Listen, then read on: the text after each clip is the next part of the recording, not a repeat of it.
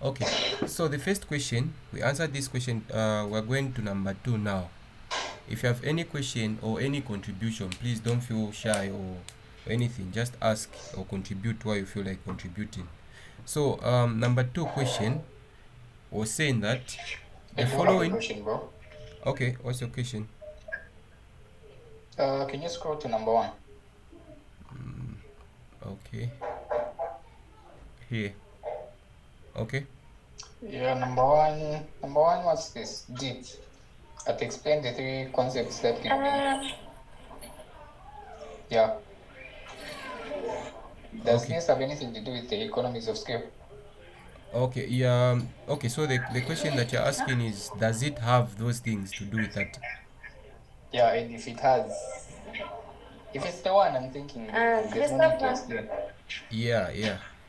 Yeah. Christopher, Yes, Mavis. I just want to ask you, Christopher, Go on. hello, Go on, Mavis. hello. Go on. Yes, I just want to ask you, are we still doing marketing? Yeah, we're doing upper managers the preparation for the exam. So we will do this tutorial sheet. Once we're done with it, again we tackle the questions to do with marketing. We're still doing everything. As you can see, this there's also a question here to do with the market structure. Where is it? Where is it? Yeah, the questions are combined here.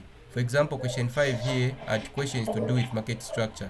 As you can see here, they are basically saying that we're supposed to discuss the welfare, welfare difference between monopoly and perfect competition. So you're supposed to draw this and you explain all those things. We're going to reach this far. What we'll reach this far depends with you guys understanding what I'll be saying. If you understand what I'll be saying, of course we're going to reach this far and we try to answer this question. So we are still doing that. Yes. Have I answered your question? Thank you so. Yeah, thank you so much. Okay. Is it Christian? Yeah, Christian, you are basically asking to say this question. Does this question have things to do with increasing returns of scale and all those things? Yes, the question has those to. Yeah, of course, the question has a relationship to do with that. Alright. It's just that chima graph long run cost give. Yeah, the shape. Chashona de chimongo Chamene chinana. chija graph chija. This part are going to explain what happens when you are coming from there. But guys, kindly mute your mics. Kindly mute your mics.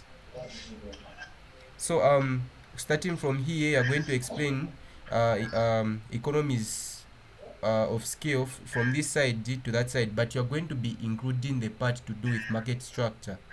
I mean, yeah, market structure. Because when you're coming from this part, going below here, a firm is producing more, but it is reducing the price. That is where now we involve the part to do with the monopolies. Here, this part basically tries to explain how the monopolies comes in. And then you know that there are two parts on the way. The main two parts on the way the monopoly comes in. There is for the government and there's natural monopolies. So when you talk about the natural monopolies, you find that if there's a firm that is producing more things and then it is charging at a lower price or lower cost, um, that is when we indicate the part starting from here going down, and then you also have a part starting from here going there that is flat. That is where you talk about constraint or constant returns to scale. Remember that part. Then we also talked about the part starting from here going up there. That is what we mentioned to say this economies of scales or decreasing returns to scale here. So here it means that a firm is producing more quantity and I think yo what yo. you need. I think we're all familiar with that, but now how does it connect to monopoly and perfect competition? Because they both have what's this average cost, Okay, so and I don't know if they both have long run. The first one has long run. The more what's the perfect competition has a long run and an average cost. So does it only apply to a perfect competition?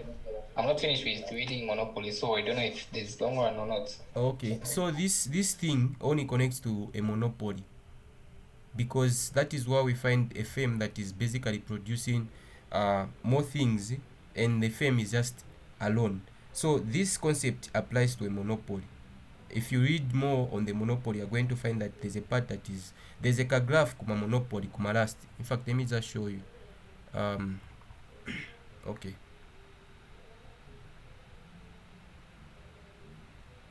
Okay, where is it? Sorry, just a minute. Okay, so where is it? Wabisa notes waona John ka. Okay, so as you can see here, so the economies of scale comes here because this is the monopoly, by the way. So as you can see, as a firm produces more output, it goes down there. The average cost decreases the more the firm produces more output. Then the marginal cost remains constant because a firm is not supposed to cross this when they're producing outputs. But in the monopoly, you find that the price that they charge is greater than the marginal cost. That is the reason you can see this thing is going down like that. It is decreasing, but it is asymptote. You understand? Christian must understand. Okay. Ask your question. Why are you lost? You said that somewhere where you said that it's a kind of with a buff shine, constant shine or paper opposite. I understand why it's decreasing and increasing the output, the quantity. And I don't know if it's making more, it's supposed to make more profit in general, according to what I read. Then where there were computer I can't see the quantity, but starting from the first dot to the second dot, it's supposed to be constant. Oko plus fungo color this economies. That's how it's supposed to go. So when panga jet was the overflow minango. Okay, don't get confused.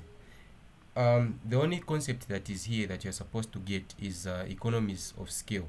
When you're talking about economies of scales, you know that a firm is going to be producing, when the more it produces, the less price it is supposed to charge. Because if in the monopoly, by the way, for a monopoly to make profit, it is supposed to charge this price for it to make profit. I don't know if you remember the equation that we did yesterday, where were adding 10, I don't know, 18, all those things. Basically, it also applies here.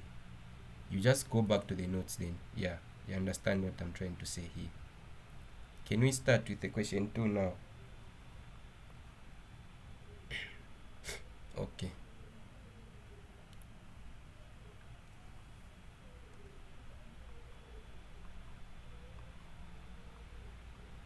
Okay, so question 2 was saying that the following demand function for good X module during kind has been estimated as Qx, which is the quantity demanded, equals the constant 2000 plus 15y. This y is the income, then minus this. So this is the demand function that we have. Then they have mentioned to say where y is income, Qx is the quantity demanded, and then Px is the price of good X, and Py is the price of good Y. They've told you to say a hint. You're supposed to use this hint. Anyways, you're supposed to say the same things. Yeah. So the first question is saying that graph the demand curve for mojo drink. How do you graph that demand curve for mojo drink? So the first interpretation that you're supposed to have in your head is starting from this demand function. So you're going to get your demand function. You say, okay, let me do this. So you say Qx is equals to the same thing that we have there, plus 15 that you have for y minus everything that is there. But basically, since here they've mentioned to say graph a demand curve for mojo drink, and then remember in the instruction they said that the following demand curve, the demand function for mojo x, mojo is the good x. So basically the only thing that we're going to concentrate on for us to draw this demand function is the good x. So here we do not care about if yama y if or any other things. We are only going to care about the demand function that we have. So basically we start first by getting the demand function. While there is y, we're going to replace what? 20. If muna calculator, please use your calculators, because basically here it will be difficult for me to write. But yeah, just use my calculator if you have a calculator near you. So if we get a calculator, here where this y, we replace 20, and then apapari x apa, since it is the thing that we're trying to find here, that's the demand curve that we're trying to find. We're basically trying to get a demand curve with a negative power. So here we'll leave it the way it is, and then what there's py, that's the price for good y, we'll replace what? 150. And then when we do so, the demand curve that the demand function that we're going to find is going to be qx is going to be multiply mukasebenzesa calculator mwebeneza kupasani. Okay, let me just use a calculator, just a minute. You can use calculators here. So you're going to punch 2000 plus 15 open bracket 20 minus 15, 5.5 5. You don't do anything to it, but you say plus 0.5 and all those things. The number that you're going to find here, is going to be 237 and 5 minus 5.5 with a px. So our demand function is going to be like that. You're going to have qx equals to 2375 minus this. So since it's the demand function, remember that the demand function has a negative in the middle because it is downward sloping.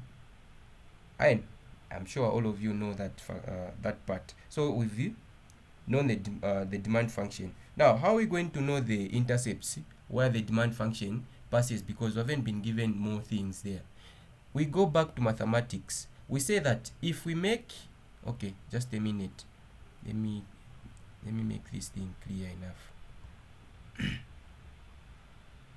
So we say that here we have qx, which is equals to that. Yeah. So we have qx, which is equals to that. So if we say that we make qx equal to 0, what are we going to have as our p? Our p is going to be we're going to divide what's the number, 2, 3 and 7, 5, divide by 5.5 to have the number that is going to be 431. I don't know if I'm mistaken. Try to divide on your calculators, you guys. So we are saying that 2375 divided by 5.5. Yeah, we're going to have 4, 3 and 1. So y axis mwatu muzankala 5. Basically what I'm trying to say here is this to you guys that are already confused. So our demand curve is basically going to be like that. We're going to have a curve that looks like demand curve so all the time. So it will be like that. Now we're basically trying to look for the intercepts, because when they are marking, they'll try to look for the intercepts that you found. So when we let x be equal to 0, the answer that you are, qx, our answer is going to be 431. So meaning ukuso kutizankala na 431 mukapenda chemushe, you are going to find the answer there. Then okukwina ngokuside again, we're going to do the same thing. If we say p, this p, if we put 0 there and we do our mathematics, we are going to find that this side it is ankara na normal number, which is 2, 3, 7 5. So our demand curve is going to look like that. That's all on question A. Is there any confusion there? Is there any confusion there? Okay, let's move on.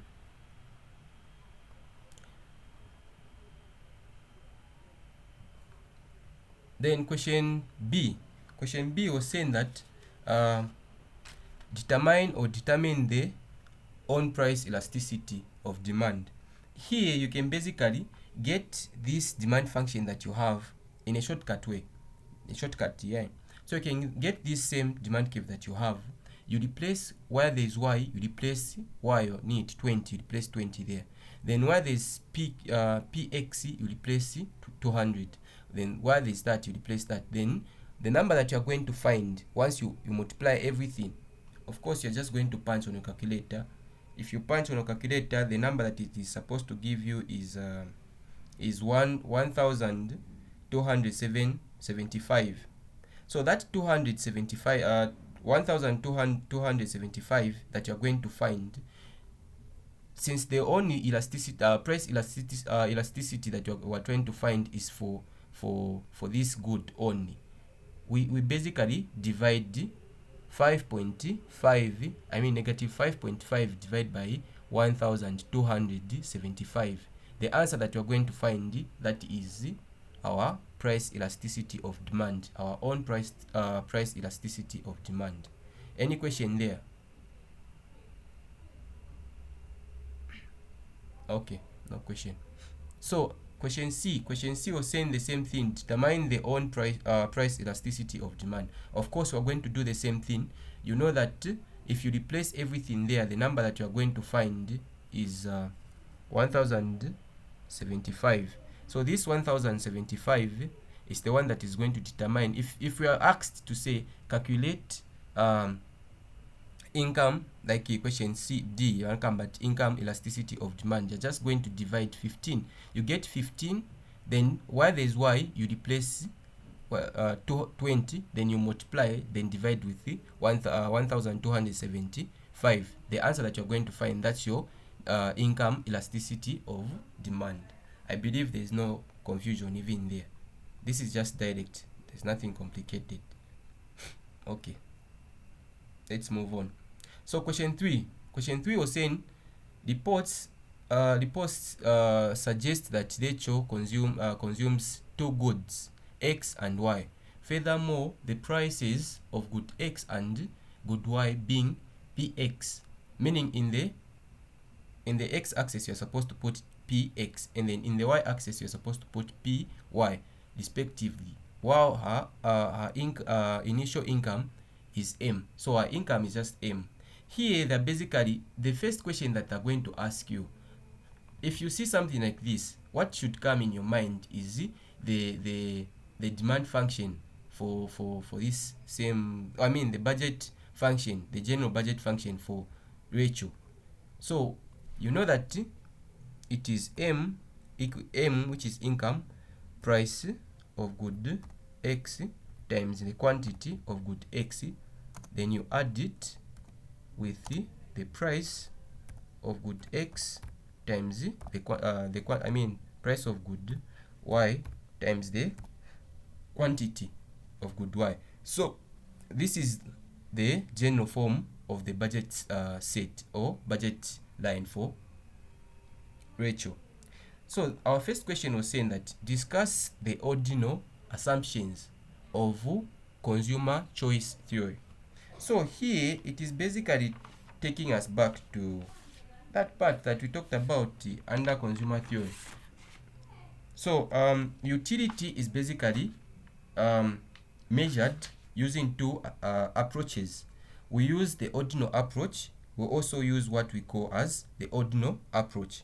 Remember that the cardinal approach is the approach where a person is able to differentiate between the two goods that have been given by using numbers. So we have the cardinal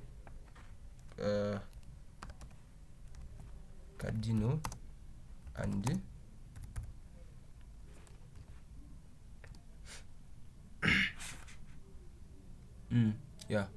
the ordinal. Okay, so that we have the cardinal approach and the ordinal approach. And then I was saying that under the cardinal approach, you're going to find that a consumer can differentiate between two goods by giving the satisfaction numbers to say, I I I got this much satisfaction from this good, and then I also got this much satisfaction from this good. This is cardinal, and this cardinal was used kudala manje, but manje, since new economists came in, they said that you cannot measure satisfaction using numbers. You can only use preferences. A person or a consumer can only say I prefer this good to that good. Yeah.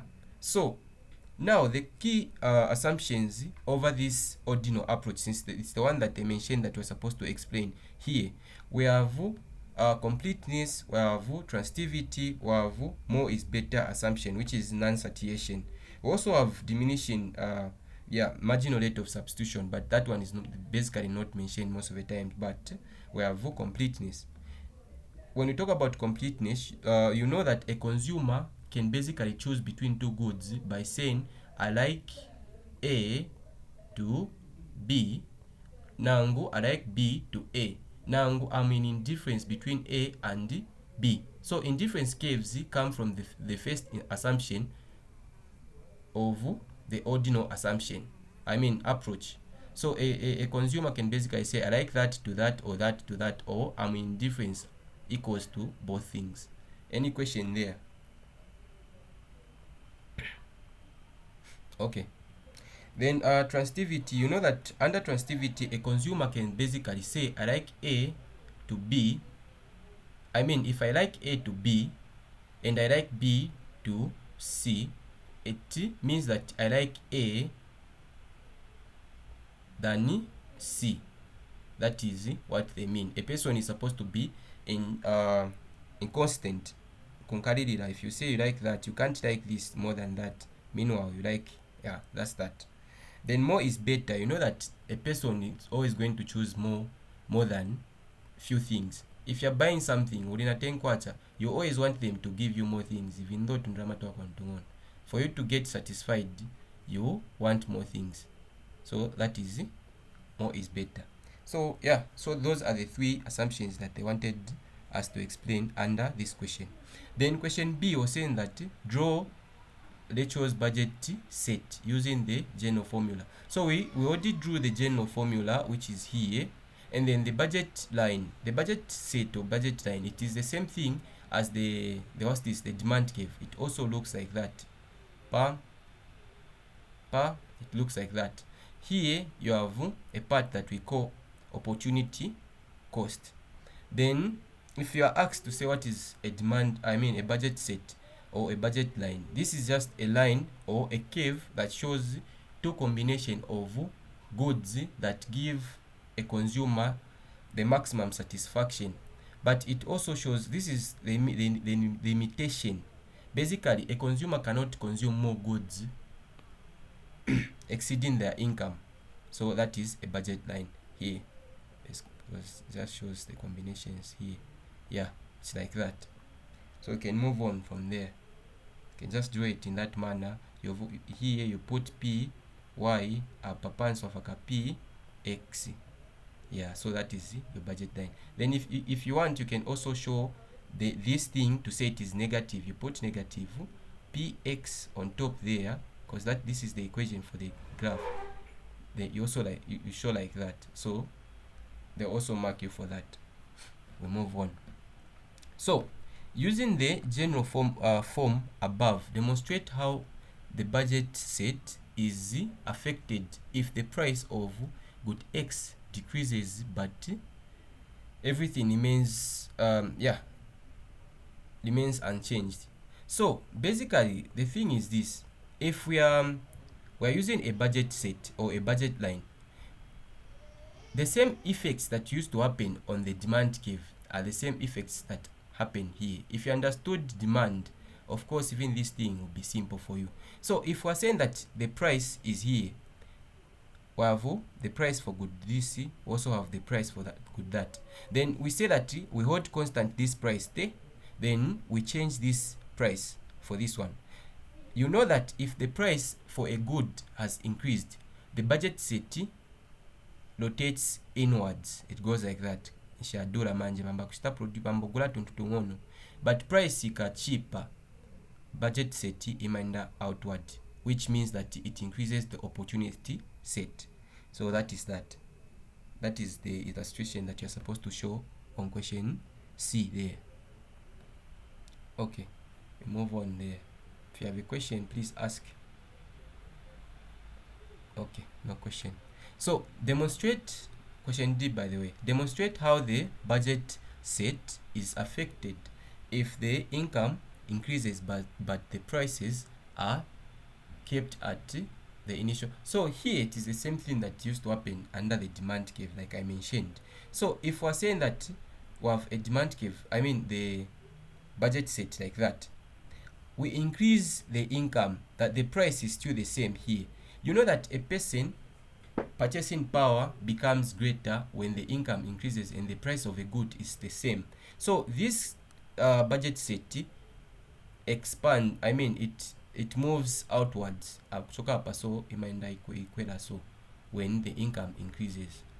But note that you can also be asked to demonstrate where the price is increased, doubled, even the income is doubled. So when the price is doubled, even the income is doubled, nothing changes to this demand curve, it will remain the same. So that is that. Maybe there's also a question that talks about that down here. Yeah, so here they're saying that from the initial levels, show the impact of doubling the. So it's the same question that I was saying. Nothing changes to the demand budget set. Nothing changes. It will remain the same. You just draw it in the manner to say even if the price changes, it will still be like that. Then you explain to say to be the same. Do not forget numbers, because it is the thing that made me lose marks here, guys. So do not forget my number. So yeah, do not forget numbers there. Then question F is saying that using the initial budget set, discuss how Lecho can choose her optimum bundle if good X and Y are perfect complements, and if the good X and Y are neither perfect complements. No? Okay, great. Stop. Yes. Go back to Esther, what's your question? explain on D again. On D, Yeah. Repeat what you mean this question? This question?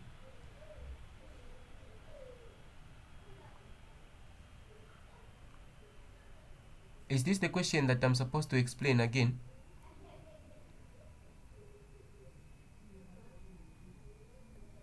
I think. Yeah, explain here what you're saying. Okay. So what I Okay, was. proceed. Okay. So what I was saying here is that here they were saying that demonstrate how the budget set is affected if the income increases but prices are kept at the initial level. If we're saying that upper, you have, how can I put it? Let's assume that you're buying something at 10 kwacha, right? You have two goods. You're buying both goods at 10 kwacha. Then your income is 20 kwacha. Of course, you're going to buy each good, one good, right? Then from nowhere, your income changes from 20 kwacha to 100 kwacha, but the price for those goods is just the same. Nothing has changed by the price for that good. Of course, the thing that was limiting you from buying more of those goods was your income, because you had 20 kwacha and the price for those goods was more compared to the income that you have. So you're only going to buy one. Manje, since income yako ya kwela, you're basically going to buy more. So that is the reason this thing increases. You're going to have more quantity here. You're also going to have more quantity there. Have you understood?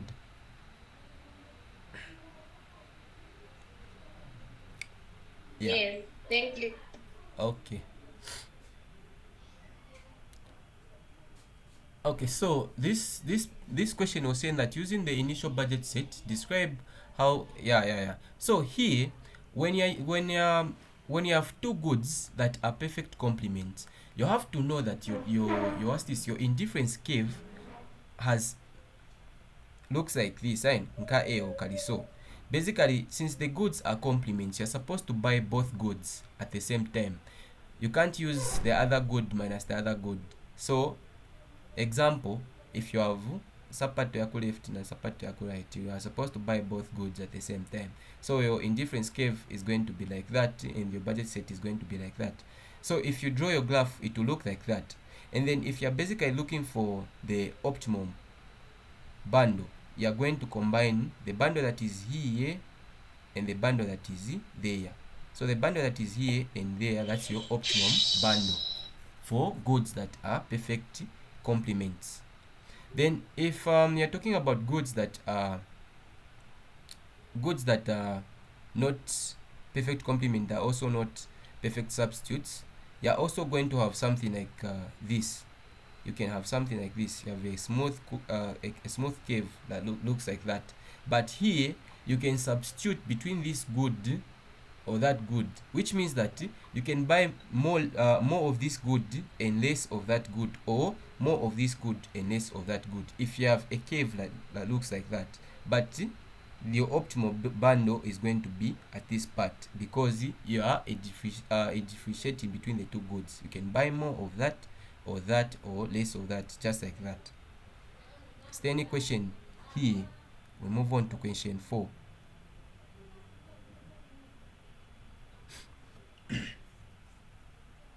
Okay, no question. Just a minute, let me do this.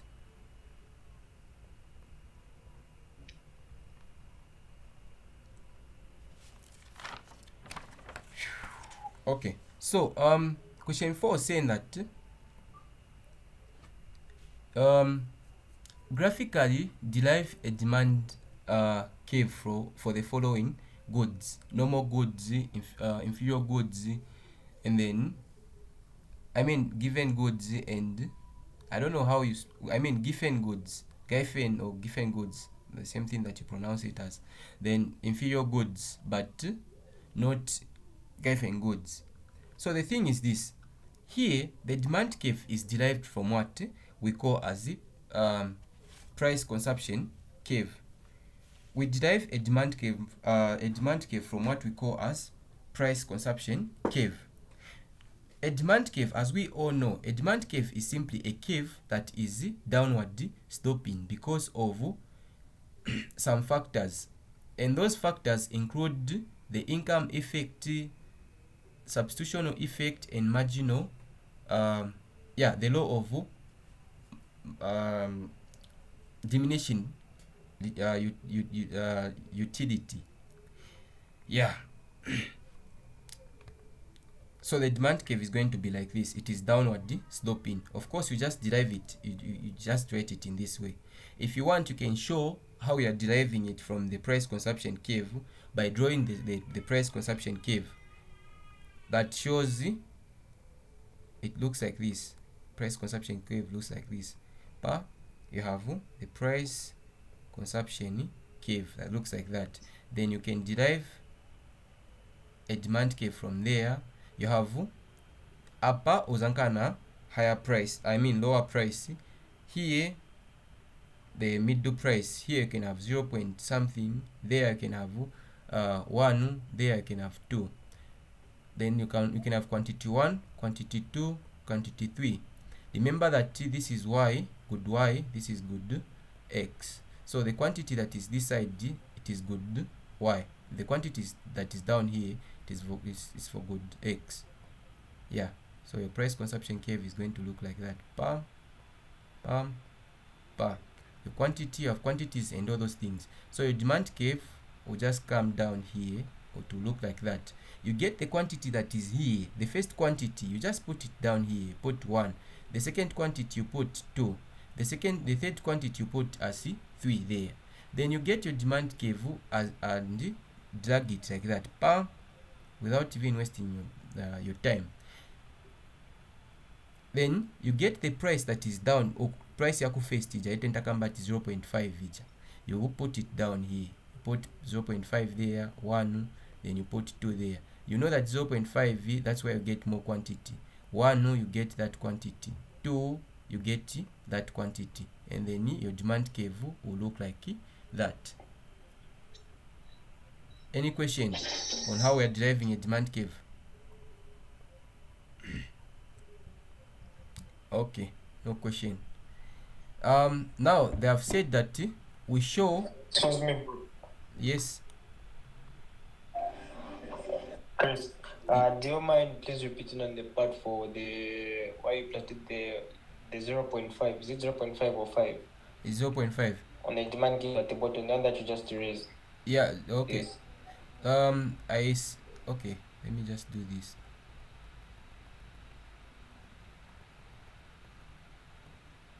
Okay, so I was saying this is 0.5, not 5.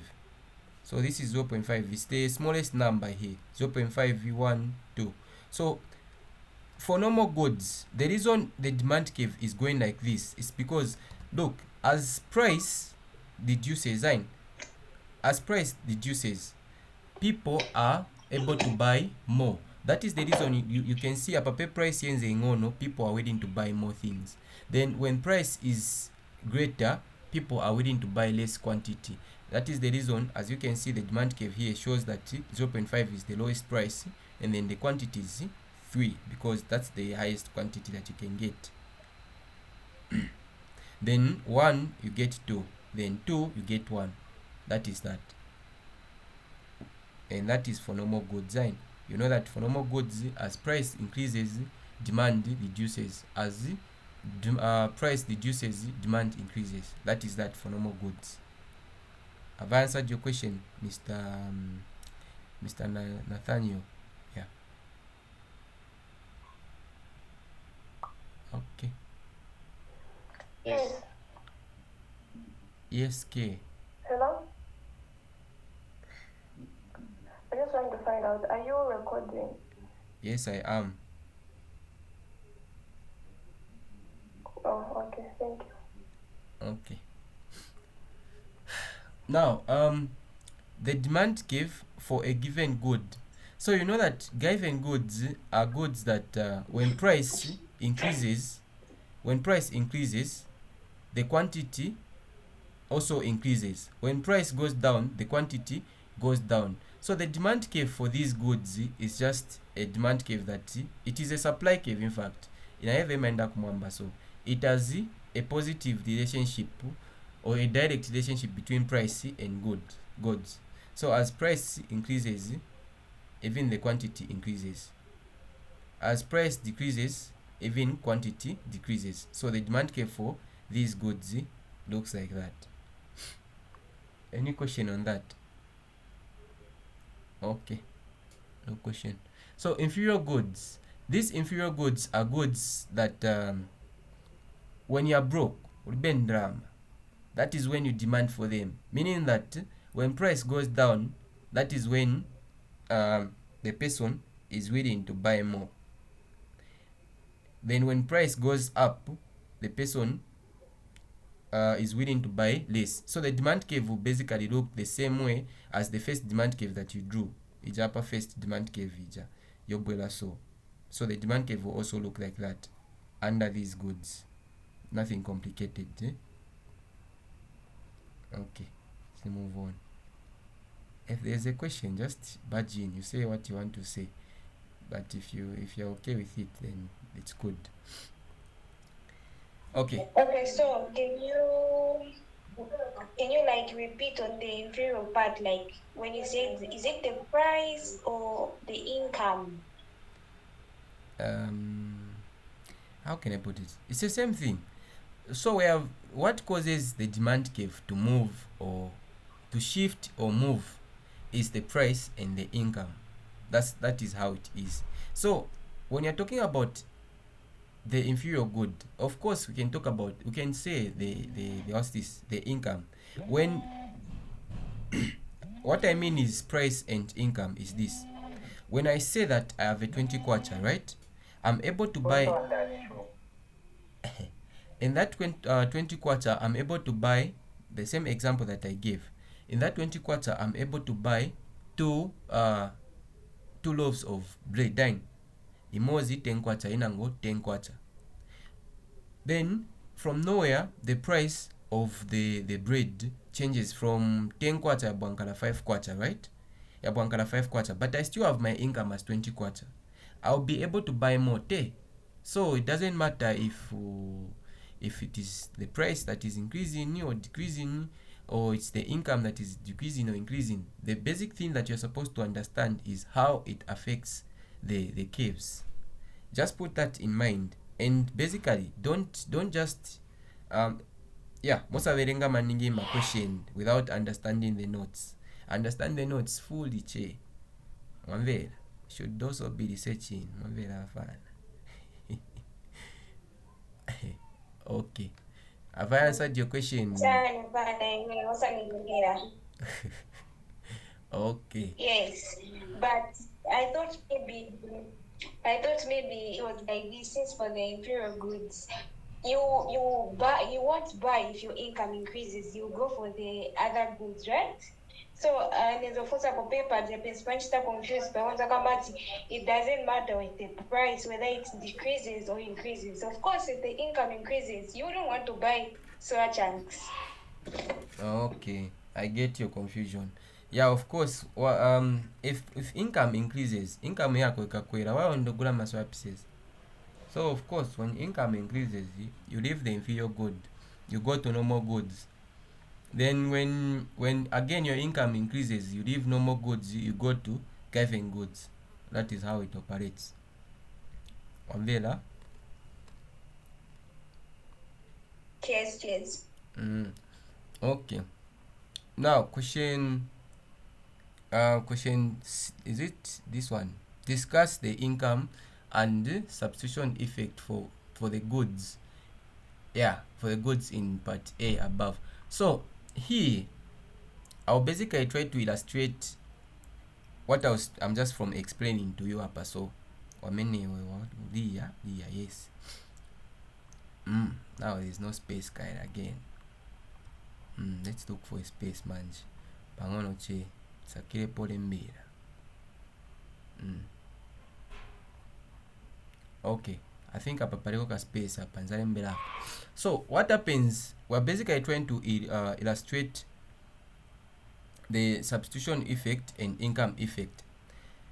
What happens is this: the same things that we're just from explaining here, we're from talking about what happens when when we have more income and we have more chani, the same thing. But what were we talking about basically? We're talking about a demand, a budget line. We said that what a budget line like that. This is the initial budget line where we have equilibrium 1 here. So this is the initial equilibrium.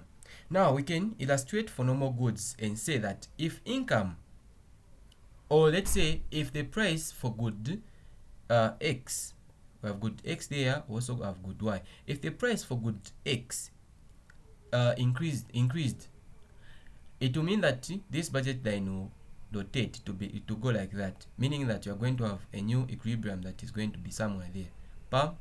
You call it equilibrium 2. But remember that upper you are going to have an indifference curve that looks like that. You're going to have an indifference curve. Even per new equilibrium upper uzankana na indifference curve inango. That looks like that. Then you know that since this is the new one and that is the odd one, on the odd one you are going to draw a straight line that is tangent to this indifference curve, but parallel to the new equilibrium price. So you're going to draw a line that looks like that.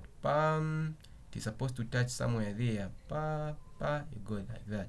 Then, oh, by the way, pafunga pagwiranako somewhere hapa. So npa PC hapa, so vizavuta kwa drawing active gwiran. But yeah, somewhere there. So you're going to have an equilibrium star. Then this is the budget line star as well.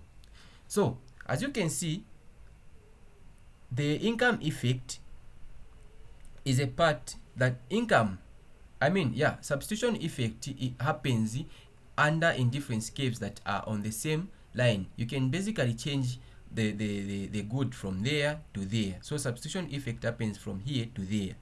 Then income effect, when income has increased for normal goods, you can stop buying from here and start buying from there.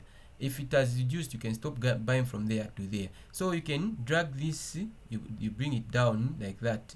Then you can also drag that, you bring it down like that. You can also drag that to bring it like that. Yeah, you can do that. Now we said that kutoka hapa kufika hapa, it is what we are calling substitutional effect. Starting from here to there, it is what we are calling income effect. What? Yes. What question is you answering at least? That's all I know. Wasoba Christian. Oh, neka. Bwanji. Okay. Chilinga, just a minute. So we're discussing the income and substitution effect for the goods above. The normal goods, the inferior goods, the given goods and inferior goods. So this is question B, this one. Why one?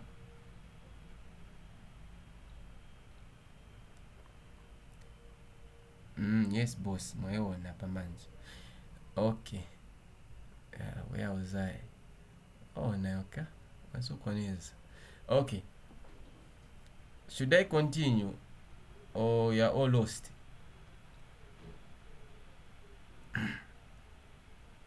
Yeah, okay. Oh, some of us just which is tripping. Yeah, don't worry. I'm basically recording this, but the issue is that the video is too long, so it is hard to load it per Google Drive. So it is very hard. You just have to wait. But otherwise, I'll send the video, the discussion for the video.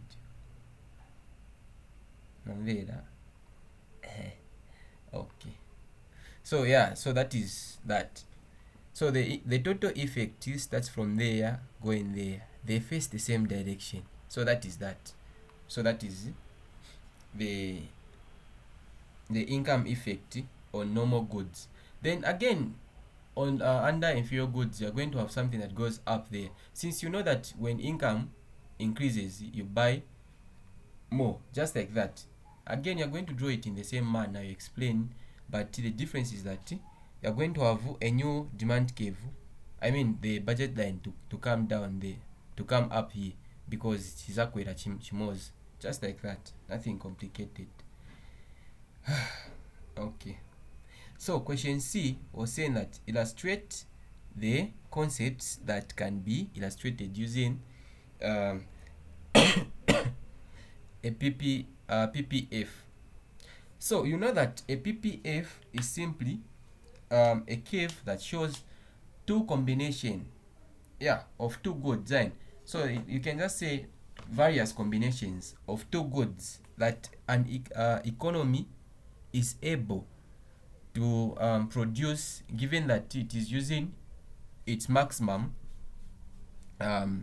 resources, and the worst is the technology that is there is the same technology that they are using.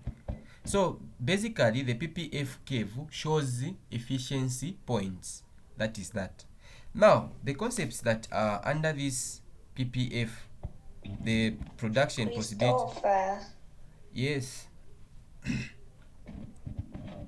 Christopher. Yes, miss.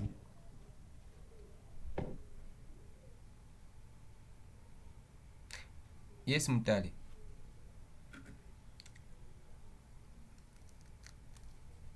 Allah, you've gone quiet. Your network is bad. Your network is bad. Is it my network key or it's your network? Can't hear you.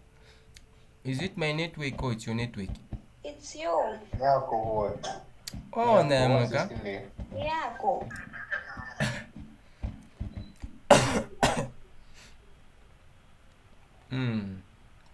Oh, ambona miza network yanga ka? Okay, just a minute. Don't go anywhere. Just a minute. Let me try to do something.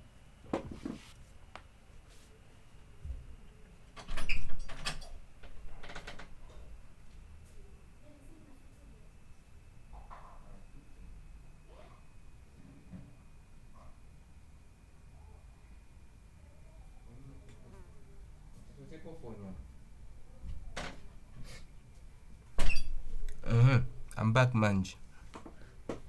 Achan, you guys don't cry too much. Morning there, Manje. Are you able to get me now? Okay. Yes. So Nenzokamba na team.